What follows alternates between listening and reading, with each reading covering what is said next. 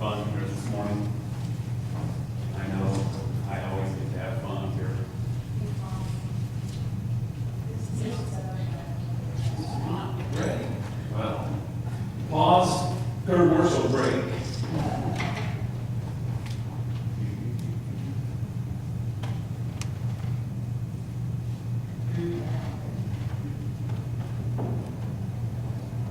Sorry.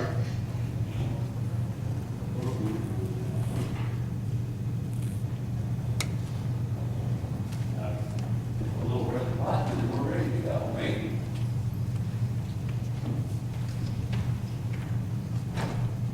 And we're back. Okay, what you see before you up here is not the First Church of God, just in case. I know, it says welcome to First Church of God.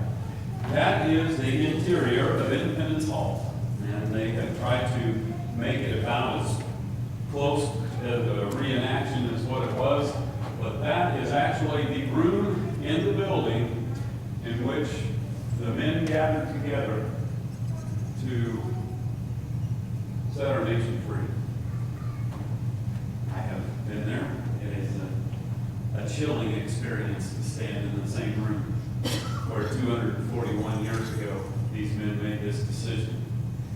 As you know, I enjoy the 4th of July. I enjoy giving 4th of July messages based upon the independence of our nation. Over the years, I've had a collection of those messages, and last year I took some of them and I made actually a few weeks worth of a series based upon the independence of our nation. Started off with the Apostle Paul. Would the Apostle Paul been a part of this Christian patriot movement that we have going on in our nation at the present time? And as we studied deep into that, we realized that he would not have. I know that's kind of a strange thinking, but the Christian patriotism of our day might be a little off the mark, and we're really going to look kind of at that as we go through this message today. But I also did a message on the course of human events, a symbol, part of a revolt, the outcome, made them famous, and also the final message in that series was nothing has changed. And it really hasn't changed a lot since the founding of our nation. I know that there's a lot of things that are different, but it really hasn't changed a whole lot. So, as we know that there can really be sometimes a real difficulty in living this Christian life and this patriot style life for America, because the two don't always go together. And we're really going to look at that today as we look at a message called Rebelling Against the King. So this year, what I want to do is I want to put a case before you. And the case comes out of a statement that I've been hearing, and have been hearing for the last few years, actually. But I really want you to think through this message today, and I want you to think through it throughout the 4th of July celebration and all of the festivities that surround it. Because I think it's going to open your eyes to something that might be a little different than what you've ever thought before. So, in advance of this message, there is a evangelical move out there that believes wholeheartedly that the Revolutionary War, the rebellion against England, might have been against Scripture. See, they believe that our rebellion against the England king and government could have possibly violated Romans chapter 13. So I'm going to read to you Romans chapter 13, verses 1 and 2, so that you can think about this. It says, everyone must submit to governing authorities. For all authority comes from God, and those in positions of authority have been placed there by God. So anyone who rebels against authority is rebelling against what God has instituted, and they will be punished. And as we look at that passage, we might be able to glean from that passage that,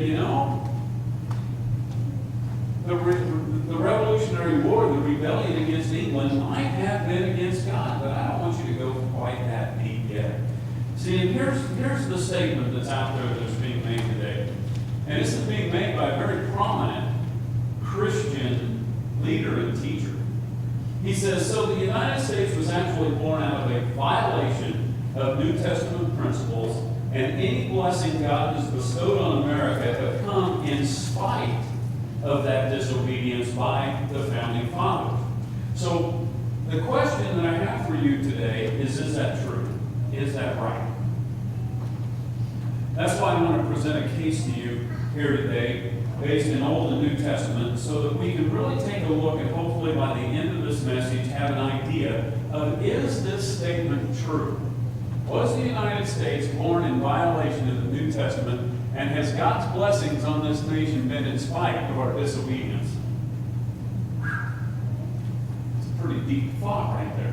So let's go back and read Romans 13, 1 and 2 one more time as we put this together.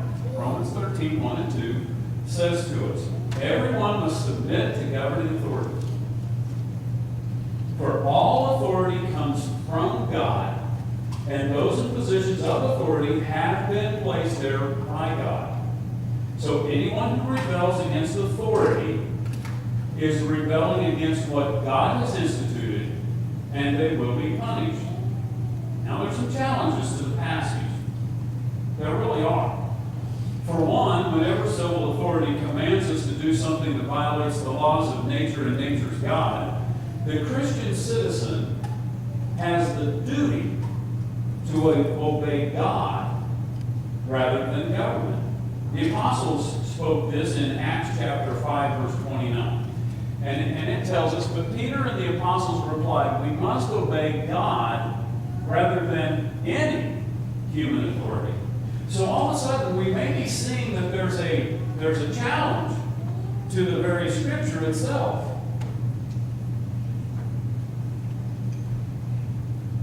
Sounds like it could be. We're going to look at this a little deeper here this morning. See, I want to go back in time. I want to enter into the Old Testament, a couple of passages for you to consider. And we need to understand that the paradox of obeying God and human authority, we need to understand the paradox. Sometimes obeying God and obeying human authority don't match up. I think that's very evident in the world in which we live here right now today. So, how do we do this? How do we live in a manner that matches what obedience to God and obedience to our nation? I was awakened on Monday night about 4 o'clock in the morning, Tuesday morning, I guess it would have been. And God had placed upon me 3 passages of Scripture. One out of the book of Samuel, we'll get to that in a little bit, but these other 2 passages come out of the thought process of the passage in Samuel. And it really, truthfully, I think is going to help us in our minds with this paradoxical problem of obeying God and government. I hope you're ready for this because I'm serious. This was an eye-opener to me. This was truly a revelation to me because these 2 passages in Daniel is where they're found, chapter 3 and chapter 6, have always been, an example of obeying God instead of government. And we quickly shift to these 2 passages of Scripture as a way that God rewards us for obeying Him over government. But be cautious when you think that way because the revelation that I have received on this, and let me tell you, it really was, it put chills down my spine. You are going to be shocked at what you're about to hear. Because it might be the first time you've ever heard this. It was for me. And I hope it will be for you. And I hope it really opens your eyes to something as we live forward in this nation. I want to read to you Daniel chapter 3, 1 through 30. Both passages kind of long, but I want to read through the passages for you. They're important. King Nebuchadnezzar made a gold statue 90 feet tall, 9 feet wide, and he set it up on the plain of Dura in the province of Babylon. Then he sent messages to the high officers, officials, governors, advisors, treasurers, judges, magistrates, and the provincial officials to come to the dedication of the statue he had set up. So all these officials came and they stood before the statue King Nebuchadnezzar had set up. Then a herald shouted out, "People of all races and nations, languages, listen to the king's command. When you hear the sound of the horn, flute, zither, lyre, harp, pipes, and all the other musical instruments, bow to the ground to worship King Nebuchadnezzar's gold statue. Anyone who refuses to obey will immediately be thrown into a blazing furnace." Wow. So at the sound of the musical instruments, all the people, whatever their race or nation or language, bowed to the ground and they worshiped the gold statue that King Nebuchadnezzar had set up. But some of the astrologers went to the king and informed him on the Jews. Battle failed. Okay? They said to the king Nebuchadnezzar, "Long live the king! You issued a decree requiring all the people to bow down and worship the gold statue that when they hear the sound of the horn, flute, zither, lyre, harp, pipes, and other musical instruments. That decree also states that those who refuse to obey must be thrown into the blazing furnace. There are some Jews, Shadrach, Meshach, and Abednego, whom you have put in charge of the province of Babylon. They pay no attention to you, your majesty. They refuse to serve your gods and do not worship the gold statue you have set up." Whining and crying at the opposition party, whatever it is at that time. Then King Nebuchadnezzar flew into a rage and started tweeting. No, he flew into a rage and ordered that Shadrach, Meshach, and Abednego be brought before him. When they were brought in, Nebuchadnezzar said to them, "Is it true, Shadrach, Meshach, and Abednego, that you refuse to serve my gods or to worship the gold statue I have set up? I will give you one more chance to bow down and worship the statue I have made when you hear the sound of the musical instruments. But if you refuse, you will be thrown immediately into the blazing furnace, and then what God will be able to rescue you from my power?" His power. Verse 16. Shadrach, Meshach, and Abednego replied, "O Nebuchadnezzar, we do not need to defend ourselves before you. If we are thrown into the blazing furnace, the God whom we serve is able to save us. He will rescue us from your power, your majesty. But even if he doesn't, we want to make it clear to you, your majesty, that we will never serve your gods or worship the gold statue you have set up." Nebuchadnezzar was so furious with Shadrach, Meshach, and Abednego that his face became distorted with rage. He commanded that the furnace be heated 7 times hotter than usual. Then he ordered some of the strongest men in the army to bind Shadrach, Meshach, and Abednego and throw them into the blazing furnace. So they tied them up and threw them into the furnace, fully dressed in their pants, turbans, robes, and garments. And because the king in his anger had demanded such a hot fire in the furnace, the flames killed the soldiers as they threw the 3 men in. So Shadrach, Meshach, and Abednego, securely tied, fell into the roaring flames. But suddenly, Nebuchadnezzar jumped up in amazement and he exclaimed to the advisors, "Didn't we tie up 3 men and throw them into the furnace?" "Yes, your majesty, we certainly did," they replied. "Look," Nebuchadnezzar shouted, "I see 4 men unbound walking around in the fire unharmed, and the 4th looks like a god."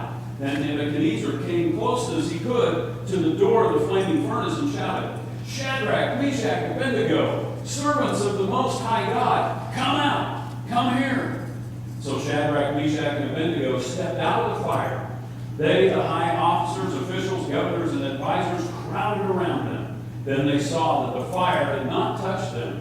Not a hair on their heads was singed, and their clothing was not scorched. They didn't even smell like smoke. Then Nebuchadnezzar said, "Praise to the God of Shadrach, Meshach, and Abednego. He sent his angel to rescue his servants who trusted him. They defied, repeat that one more time. They defied the king's command and were willing to die rather than serve or worship any god except their own. Therefore I make this decree. If any people, whatever, their race or nation or language speak a word against the God of Shadrach, Meshach, and Abednego, they will be torn limb from limb, and their houses will be turned into heaps of rubble. There is no other God who can rescue like this. Then the king pronounced Shadrach, Meshach, then the king promoted Shadrach, Meshach, and Abednego to even higher positions in the province of Babylon. Now, that's just an amazing story. That's just a miraculous story. That is just mind-boggling. But it sets the stage for where we're going. See, the government had commanded something that Shadrach, Meshach, and Abednego refused to do due to their relationship with their God. Now, these guys refused to obey the governing officials. The government was established by God. The authority of the government was given by the Lord. But these three men rebelled against the earthly king. Didn't they? Now you have to hear these three men in the rebellion against the government still obey the government. I thought that would get y'all's attention. They still obeyed. See, they refused to bow down to the statue, but they accepted fully the punishment of their disobedience. The governmental decree was an either-or. Wasn't it? Either bow down or suffer the burning fire. So in their rebellion against the statue, they were still in obedience to the decree by accepting the punishment of the government. Hey, if you throw us into the fire, that's fine. And they did suffer the penalty. They were thrown into the fire. Now God rewarded their obedience, not just to Him as God, but also to the government. Because God didn't save them until after they submitted to the government rule. I want to bring this up to set the stage for where we're going with what is so-called rebellion. I also want to expose what I believe is a half obedience in our world today. See, the Christian today wants to stand against the government's decrees because, well, God, He's right. And a large majority of these rebels are willing to stand against the government decrees, but they're not willing to accept the punishment. What? Wait a minute. No, see, we're followers of God, and since we're followers of God, we're exempt from government rule. That's not what the Bible says. That's not what we're seeing here. Because we follow God, we submit to the government rule. So if we follow God and it comes up against a challenge to the government's rule, well, we better be willing to submit ourselves to the government's punishment also.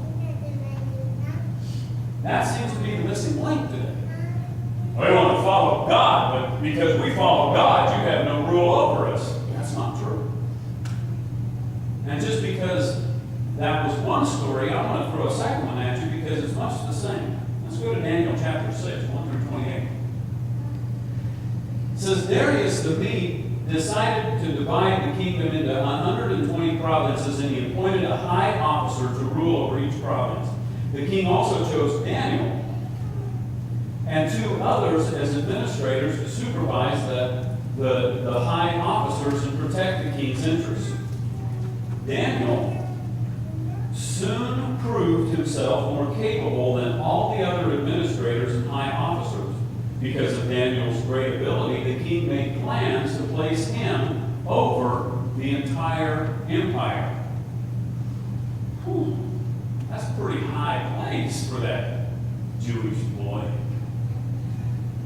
Then the other administrators and high officers began searching for some fault with the way Daniel was handling government affairs. He's got to be doing something wrong. We have to impeach him. He has to be doing something wrong. We've got to find something wrong. But they couldn't find anything to criticize or condemn. He was faithful, always responsible, completely trustworthy. So they concluded, our only chance of finding grounds for accusing Daniel will be in connection with the rules of his religion. Religion and state separated early on here, aren't they? We're going to get him on his religion. So the administrators and high officers went to the king and said, long live King Darius. We all in agreement. We're all in agreement here. Except that one guy over there. But we're all in agreement here. We administrators, officials, high officers, advisors, and governors, that the king should make a law that will be strictly enforced. Give orders that for the next 30 days, any person who prays to anyone, divine or human, except to you, your majesty, will be thrown into the den of lions. And now the majesty, issue and sign this law so it cannot be changed, an official law of the Medes and Persians that cannot be revoked. So King Darius, he signed the law. Here it is. This is now law, can't be revoked. It is what it is. Executive order, boom, bap, boom. I throw those things in so you can kind of catch what's going on here. But when Daniel learned that the law had been signed, he went home. He knelt down as usual in his upstairs room with its windows open toward Jerusalem. He prayed 3 times a day, just as he had always done, giving thanks to his God. How dare he? Disobedient, rebellious Daniel anyway, right? That's just disgusting. Then the officials went together to Daniel's house, found him praying and asking for God's help. So they went straight to the king.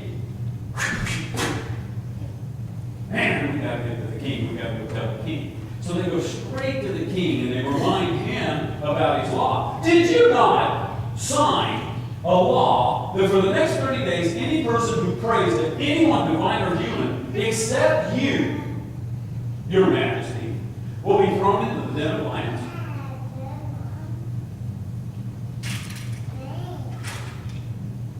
Well, yeah. The king replied, that decision stands. It is an official law of the Medes and the Persians and cannot be revoked. Then they told the king, that man, Daniel, that despicable Daniel, one of the captives that Judah is ignoring you and your law, he still prays to his God 3 times a day. Hearing this, the king was deeply troubled, and he tried to think of a way to save Daniel. He spent the rest of the day looking for a way to get Daniel out of this predicament. See, he was ready to raise Daniel up to be in charge of everything. He trusted Daniel with everything. And now, these guys have come up with a way for me to, man, what am I going to do? How am I going to get out of this thing? How am I going to be able to, and he spends the whole day trying to figure out a way to get out from under this law that he had passed. In the evening, the men went together to the king and said, Your Majesty, you know that according to the law of the Medes and Persians, no law that the king signs can be changed. Yeah, I do know that. So at last the king gave orders for Daniel to be arrested, thrown into the den of lions. The king said to him, May your God, whom you serve so faithfully, rescue you. A stone was brought and placed over the mouth of the den, lion's den, and the king sealed the stone with his own royal seal and the seals of the nobles so that no one could rescue Daniel. Then the king returned to his palace and spent the night fasting. He refused his usual entertainment, and he couldn't sleep at all that night. What have I done? I went and signed that executive order, and what have I done? Man, now I can't undo it. Now it's going to kill my guy.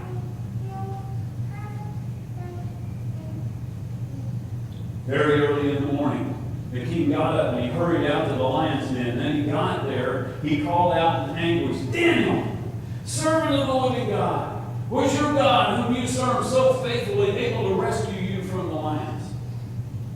Daniel answered, Long live the king. My God sent his angel to shut the lions' mouths so that they would not hurt me. For I have been found innocent in his sight, and I have not wronged you, your majesty. The king was overjoyed and ordered that Daniel be lifted from the den. Not a scratch was found on him, for he had trusted his God. Then the king gave orders to arrest the man who had maliciously accused Daniel. He had them thrown into the lion's den along with their wives and children. Man. The lions leaped on them and they tore them apart before they even hit the floor of the den. Then King Darius sent this message to the people of every race and nation and language throughout the world. Peace and prosperity to you. I declare that everyone throughout my kingdom should tremble with fear before the God of Daniel. For he is the living God, and he will endure forever. His kingdom will never be destroyed, and his rule will never end. He rescues and saves his people. He performs miraculous signs and wonders in the heavens and on earth. He has rescued Daniel from the power of the lions.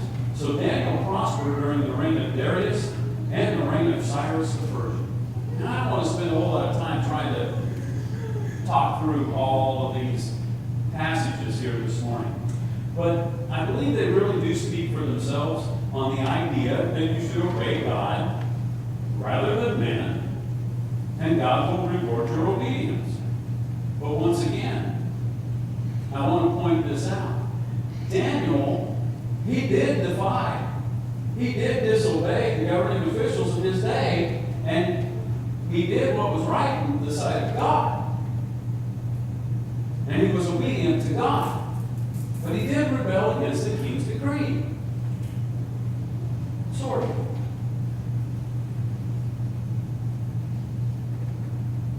Because Daniel's disobedience to the governmental law he had to obey the punishment for his disobedience. See, once again, we have an either or. You either pray to the king or suffer the lion's den. He did not pray to his king only, and out of his obedience to God, he prayed to God. And out of his submission to the government officials, he suffered the penalty. So Daniel was thrown into the lion's den. God did reward Daniel's obedience by saving his life in the face of all the punishment. But he did have to submit to the government rule. He obeyed his God, and he submitted to the government. And through these two stories, I want you to see that God is a higher authority than the governing authorities of the world. God does institute these worldly governments. He does raise up nations and leaders, and we are called to obey them. Daniel, Shadrach, Meshach, and Abednego all obeyed their Lord, which caused a form of disobedience to the government, but they did also submit to the government's authority by accepting the penalty of their disobedience. So although they obeyed God, they submitted to the government rule. Just because you are obedient to God does not give you a pass from the punishment of the government. That's so evident by both these stories. There are consequences to your actions, but in their obedience to God, they were delivered, saved. Their lives were spared. Okay? And on the other side of that, their God was lifted on high. Could it be that our God's not being lifted on high these days because we're not willing to submit also to the governing officials? Now, I want to talk a little bit about kings because that sets up an idea for us. But we also then have to look at kings before we get into where this message is really going this morning. Samuel 8, 1 through 22. It says, as Samuel grew old, he appointed his sons to be judges over Israel. Joel and Abijah, his oldest sons, held court in Beersheba. But they were not like their father, for they were greedy for money. They accepted bribes and perverted justice. Well, American political system. Wait, that was an Israel. Never mind. Okay, finally, all the elders of Israel met at Ramah to discuss the matter with Samuel. Look, they told him, you're now old and your sons are not like you. Give us a king to judge us like all the other nations have. Samuel was displeased with their request and went to the Lord for guidance. Do everything they say to you, the Lord replied. For it is me they are rejecting, not you. They don't want me to be their king any longer. Ever since I brought them from Egypt, they have continually abandoned me and followed other gods. And now they are giving you the same treatment. Do as they ask, but solemnly warn them about the way a king will reign over them. The way of a king. You got to know, you want a king over you, here's the way a king is going to rule over you. And I'm not going to go into the atrocities of King George in a little bit, but I think they might, most of them, be stated here in the book of Samuel. Samuel, where's Samuel? There. It says, so Samuel passed the Lord's warning on to the people who were asking him for a king. This is how the king will reign over you, Samuel said. The king will draft your sons and assign them to his chariots and charioteers, making them run before his chariots. Some will be generals and captains in his army. Some will be forced to plow in his fields and harvest his crops, and some will make his weapons and chariot equipment. The king will take your daughters from you and force them to cook and bake and make perfumes for him. He will take away the best of your fields and vineyards and olive groves and give them to his own officials. He will take a tenth of your grain and your grapes harvest and distribute it among the officers and attendants. He will take your male and female slaves and demand the finest of your cattle and donkeys for his own use. He will demand a tenth of your flocks, and you will be his slaves. When that day comes, you will beg for relief from this king you are demanding, but then the Lord will not help you. Wow. But the people refused to listen to Samuel's warning. Even so, we still want a king, they said. We want to be like the other nations around us. Our king will judge us and lead us into battle. So Samuel repeated to the Lord what the people had said, and the Lord replied, do as they say. Give them a king. And Samuel agreed and sent the people home. Now we have a refusal to obey the Lord, don't we? That's really, they've abandoned God, and they want this human king. So God allows the Israelites to have an earthly physical king, and this turns into all kinds of trials and tribulations through the years. But the truth is, man would rather follow the dictates of man than submit to a holy God who is Lord of all. I don't understand that, but they would. So here we go. Shadrach, Meshach, Abednego, and Daniel, servants of the Most High God. And when man's rule was pressed upon them by their kings, they refused to obey out of reverence for their Lord and God. They submitted to and were punished by the earthly governing officials. The Lord saved them from their punishment, but they did have to go into the fire or the lion's den. So these men submitted both to their governing officials and their Lord, their God, even in protest against the king, which was not a violation of God's word, because they still submitted.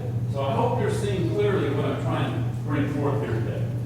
There are great consequences to obediently following the Lord your God, and when your obedience clashes with the governing officials or your earthly king, are you willing to submit to both? Now, how does this lead into the American thing? We're going to see that. See, if you submit to God and not your earthly rulers, there will be earthly consequences. But if you submit to your earthly rulers and not your God, whoa, there can be some eternal consequences. Okay? Are you ready to accept both? Oh, I want to go to heaven when I die, so I'm going to submit to my God and my Lord, but I don't want to submit to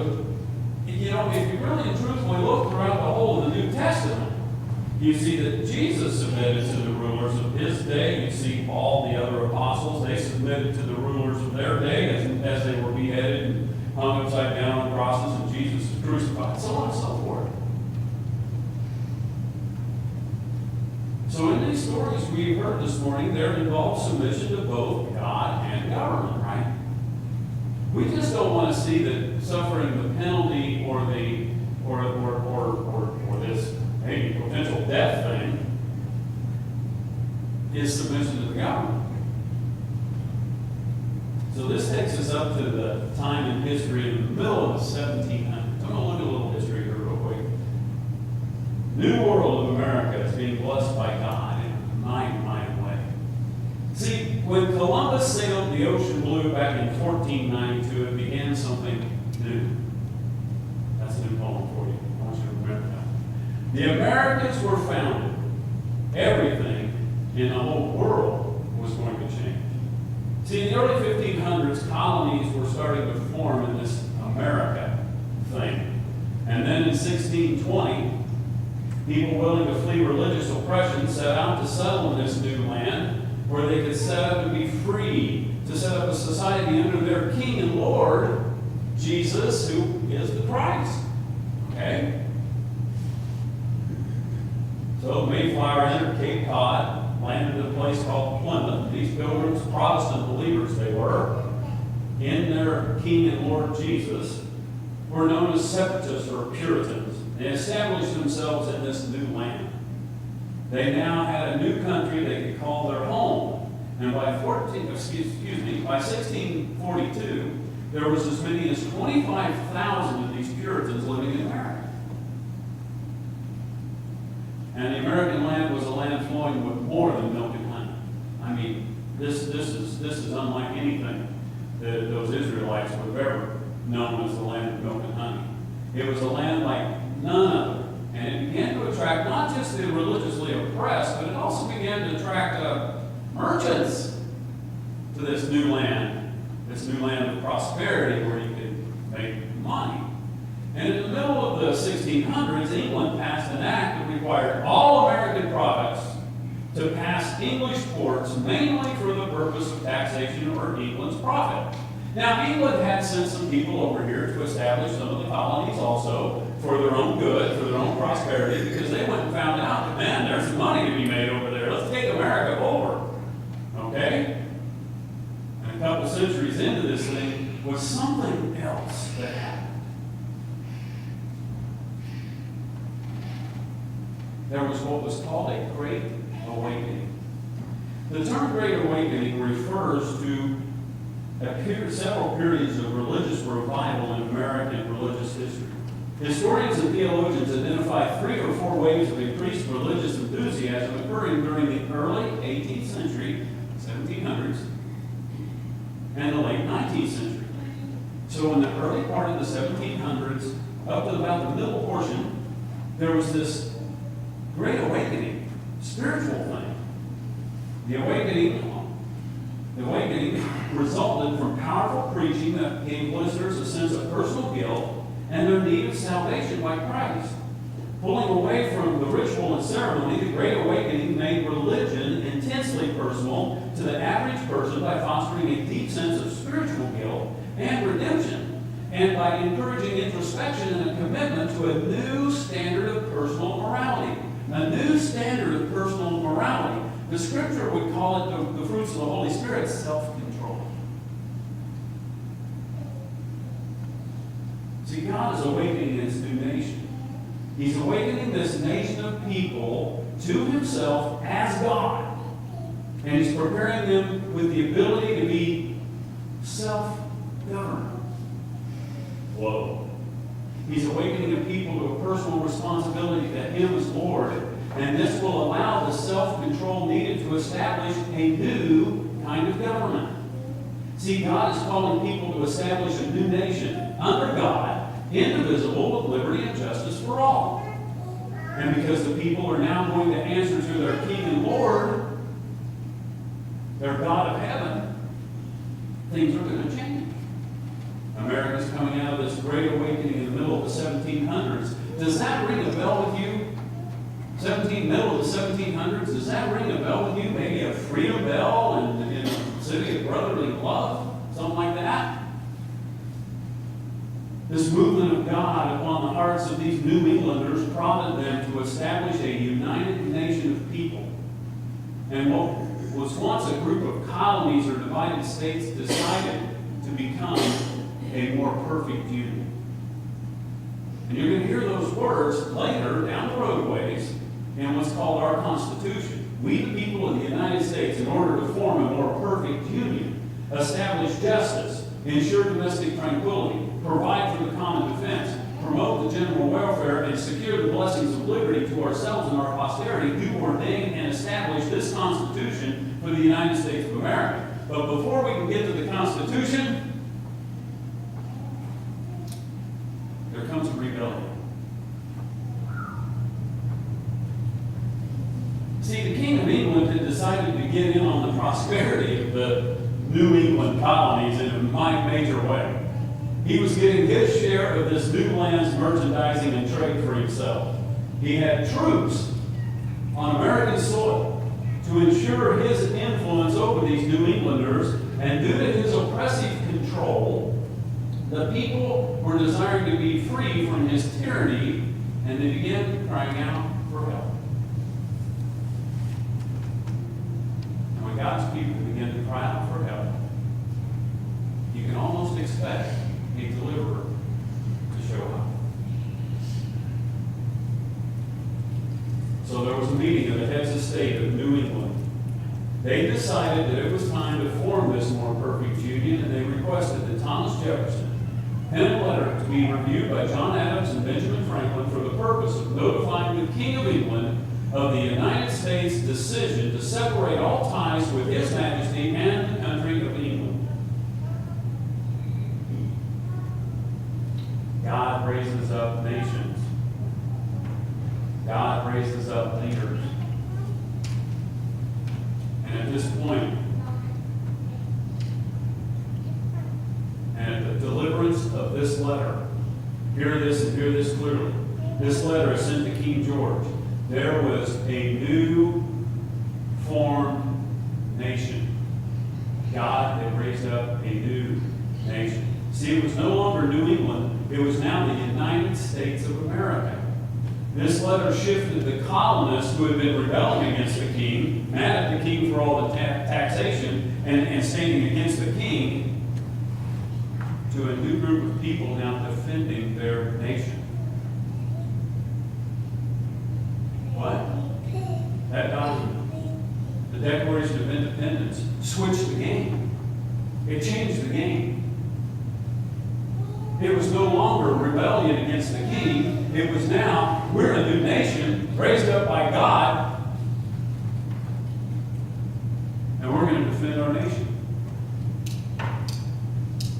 The rebellion was actually on the side of England. They didn't honor the Declaration.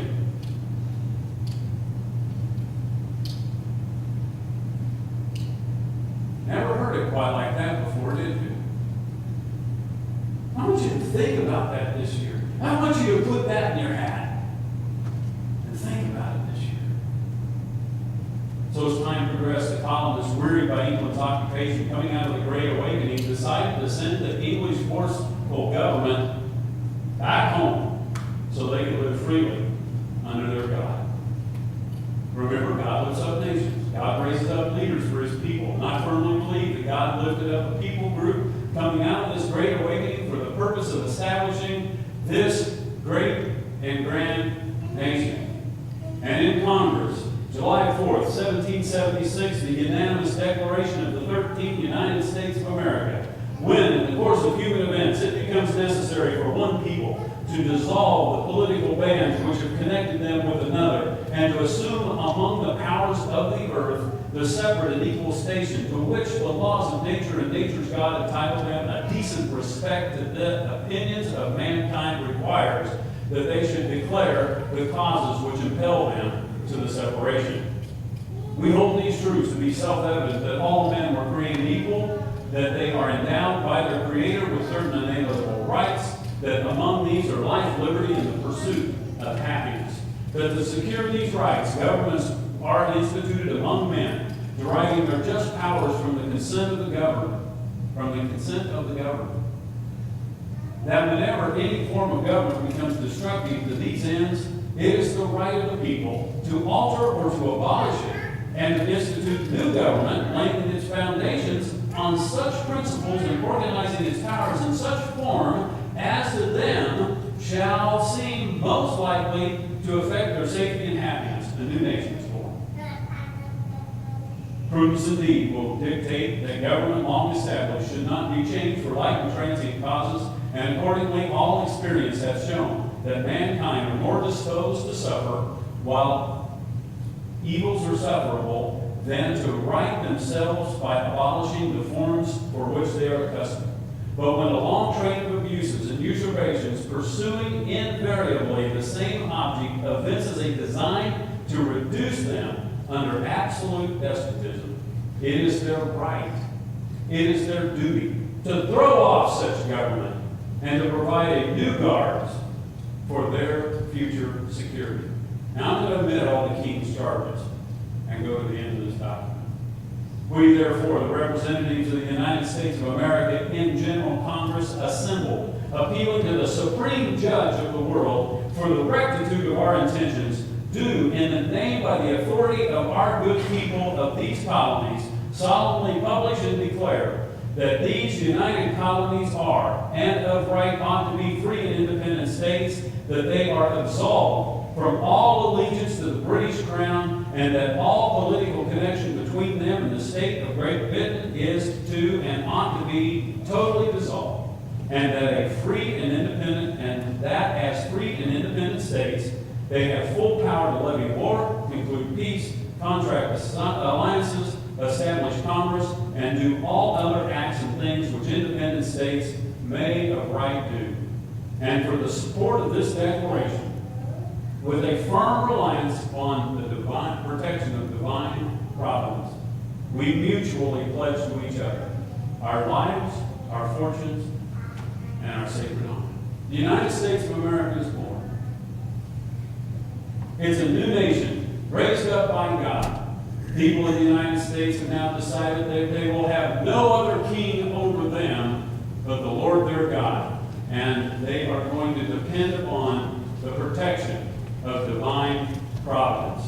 What a reversal from what the Israelites said a few years back here in John 19:15. Away with him, they yell. Away with him. Crucify him. What? Crucify your king? Pilate asked. We have no king but Caesar, the leading priest shouted back. The Americans said, we have no king but our Lord and God. The United States of America will now depend upon divine providence for the protection of this new nation. Here we have a nation of people coming out of the spiritual revival, prepared to pledge their allegiance to no king other than the King of Heaven and their Lord and God. Look at history. They sent out a declaration of dependence. We call it the Declaration of Independence, but it was a declaration of dependence to their earthly king, and they had to suffer the earthly price for their rebellion. But they were willing to. They knew that there was going to be consequences for the actions, and that's why every signer of that declaration under these words signed their name. We mutually pledge to each other our lives, our fortunes, and our sacred honor. We're willing to take whatever. We're going to obey our God. And we're going to submit to our government. Well, by the way, it happens to be a new government. And we're going to defend our nation.